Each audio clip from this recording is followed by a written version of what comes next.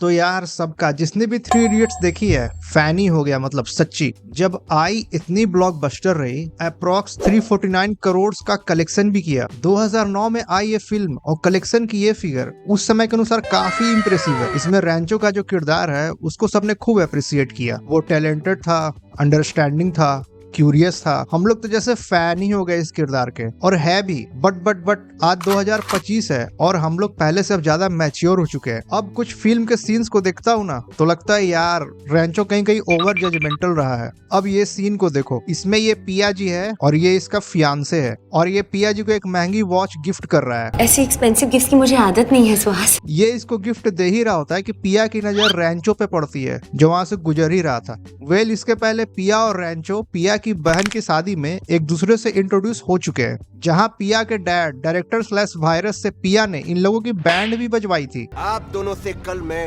Office में मिलना चाहूंगा। तो पिया रैंचो को यहाँ से जानती है और फिर कॉलेज में ये स्पीच वाला सीन हो जाता है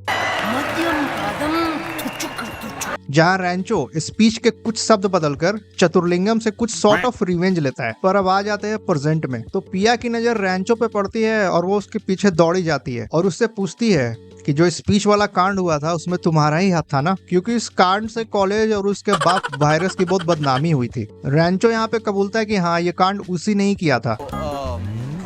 तुम्हें डैड से क्या प्रॉब्लम है? तो पिया गुस्से में आके उसका इन्वर्टर तोड़ देती है। वेल, यहाँ तक तो सब कुछ सही है। अब रैंचो भी थोड़ा गुस्सा हो जाता है और उसके चिरकुट फियांसो को गधा बुलाने लगता है। How dare you call him a गधा? गधा बुलाने का रीजन पिया को ये देता है कि इसने पहले इंजीनियरिंग की, फिर एमबीए किया और अभी बैंक में नौकरी कर रहा है, तो ये गधा है। ब्रो, रैंचो शायद आज की दुनिया से वाकिफ नहीं है। यहाँ लोग लिटरली इंजीनियरिंग करने के बाद एमबीए या कुछ और करने की सोचते ही हैं अच्छे अपॉर्चुनिटीज के लिए। अगर रैंचो के चश्मे से देखे तो ये लोग गधे हैं फिर। और रैंचो भाई ये बताओ, लोग चीजों को एक्सप्लोर करना छोड़ दे?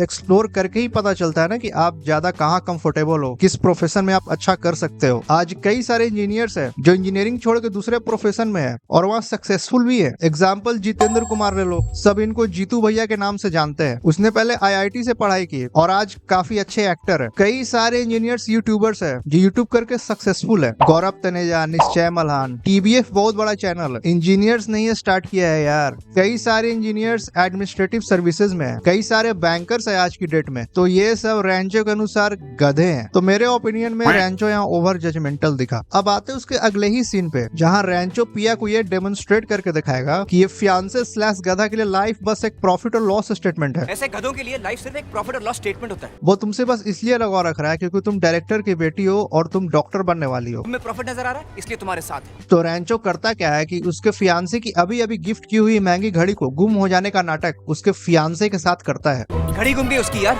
ढूंढ रही बेचारी। तो इस बात पे फियांसे फायर हो जाता है, जो कि एक इंसान के लिए नॉर्मल रिएक्शन है। अभी अभी किसी को आप महंगा गिफ्ट देते हो और वो उसको गुम कर दे तो गुस्सा आएगा ही। वो भी 4 लाख की लिमिटेड एडिशन घड़ी, न कि 400 रुपए की। 4 लाख की थी। 4 लाख। जिसको भी पैसे की कदर होगी वो तो गुस्सा करेगा ही, आपको उल्टा फुल्टा भी सुनाएगा, जो कि एक नॉर्मल रिएक्शन है। तो ये फियांसे पिया को खरी खोटी सुनाता है, इरिस्पॉन्सिबल बोलता है। How could you be so careless, Pia? This callous attitude is disgusting. और घड़ी ढूंढने की बात करता है। आफ्टर ऑल 4 लाख रुपए की घड़ी है भाई। अब मुझे यहाँ पे ये नहीं पता चल पा रहा है कि रैंचो एक नॉर्मल रिएक्शन पे किस तरह का डेमोन्स्ट्रेशन पिया को देना चाह रहा है कि अगर इतनी महंगी घड़ी गुम हो जाए तो इसका फियांसे नाचे गाए, खुशियां मनाए, खोजे भी ना और मुस्कुराते हुए घर चला जाए। अगर ये इसका फियांसे करता है तो इसके लिए लाइफ एक प्रॉफिट और लॉस स्टेटमेंट नहीं है। क्या दिखाना चाह रहा था कि कोई भी इंसान अपने मेहनत के पैसों से किसी को बढ़िया गिफ्ट दे और वो गुम हो जाए तो बंदा रिएक्ट भी ना करे, रिएक्ट करे तो वो गधा है। क्योंकि वो तुम्हें बस अपना प्रॉफिट देख रहा है। ब्रो, हो सकता है इसका फियांसे बहुत जगह पे गलत हो, क्रीपी टाइप्स हो। You're gonna be Suhas Tandon's wife. पर यहाँ पे ये बिल्कुल सही है और नॉर्मल है मेरे ओपिनियन में। तुम्हारी इस घटिया डेमोन्स्ट्रेशन से कुछ साबित नहीं होता। और ये डम्ब पिया जी इस रैंचो के फालतू डेमोन्स्ट्रेशन से इन्फ्लुएंस हो जाती है और फियांसे को गुस्से में घड़ी वापस कर देती है। कोई और हाथ ढूंढ लेना इस घड़ी के लिए, गधे। सच बता रहा हूँ, पूरे सीन में सबसे ज्यादा डम्ब पिया जी ही है। इनका अपना कोई भी ब्रेन काम नहीं करता, फालतू के डेमोन्स्ट्रेशन से मैनिपुलेट हो जा रही है। ये एक्सप्लेन बहुत अच्छा करते हैं, अभी डेमो देंगे। तो रैंचो का ये साइड थोड़ा मुझे डिसअपॉइंटिंग लगा। हम लोग रैंचो से इतना फैसिनेटेड थे, इसकी सारी बातों को सही ही मानते चले गए। वैसे आपकी क्या राय है मुझे कमेंट्स में जरूर बताना। आपको कोई और सीन बढ़िया ना लगा हो तो उसके बारे में भी मुझे जरूर बताना। अगर आपको ये वीडियो अच्छा लगा हो तो इस वीडियो को लाइक करें, अपने दोस्तों और फैमिली के साथ शेयर करें और पूछे कि आपने रैंचो को इस नजरिए से कभी देखा है, और साथ ही इस चैनल को सब्सक्राइब करें। मिलते हैं ऐसे ही और भी थॉटफुल और फनी वीडियो के साथ। तब तक के लिए बाय।